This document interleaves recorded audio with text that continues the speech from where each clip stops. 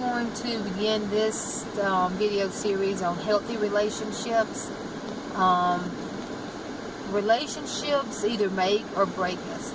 I know as a counseling minister of counseling through our churches and Bible study groups we've had, and even people seeking my advice as friends. Anytime someone has approached me and asked my advice or asked me to pray with them about issues they're dealing with, probably 95% of the time those issues were rooted in relationships, either past relationships that left them carrying baggage or left them with scars that they couldn't break away from.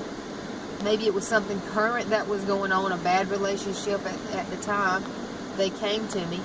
And there's even been instances where people were worried about future relationships, and that would weigh them down, something that hadn't even happened yet. And so we need to understand that relationships have a powerful impact in our life. And God wants us to have relationships. You read the book of Genesis, and as soon as he finishes creating the world and he goes to create Adam and Eve, man, from there on out, everything in the Bible is about relationships. The most important relationship being ours and God's, our relationship to our Heavenly Father through Christ, or the lack thereof. But relationships they define us.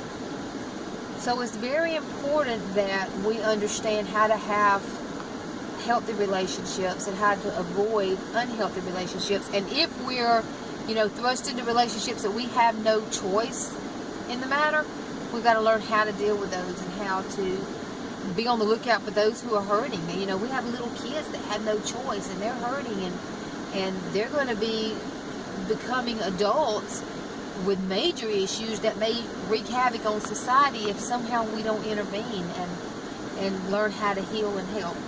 But we got to learn how to make that stand ourselves, and we got to learn how to make sure that we're making right decisions and setting right examples, and that we're healthy. Because relationships affect us. They affect us physically, mentally, spiritually, and emotionally. So it's extremely important that we focus on those right relationships.